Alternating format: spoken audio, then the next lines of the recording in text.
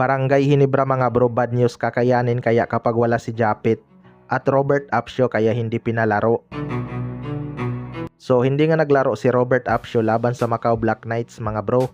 Wala namang injury report sa kanya kaya maraming ang napapatanong kung bakit hindi ito ginamit. Pero muntik pang ang matalo ng Blackwater Busing ang Macau Black Knights kahit wala silang import. Kung naglaro lang tong si Robert Apsio baka sila pa ang nanalo.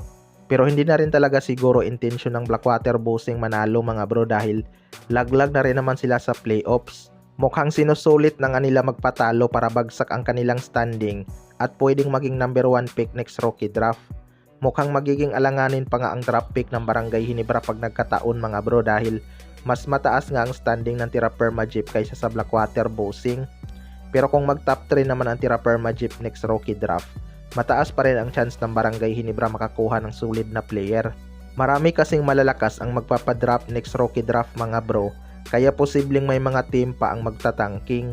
Ang Barangay Hinebra secure naman na ang kanilang pick dahil hawak nila ang first overall pick ng Tira Perma Jeep. Pero kung pinalaro si Robert Apsio at nanalo ang Blackwater Busing, malaki talaga ang chance na Tira Perma Jeep ang magiging number 1 sa draft pick. Kaya abangan na lang natin ang magiging resulta next game. Sa kabilang banda naman mga bro, Barangay Hinebra bad news kakayanin kaya kapag wala si Japit Aguilar. Ito ng Barangay Hinebra ay may chance mag top 4 at magkaroon ng twice to beat advantage pagdating ng playoffs.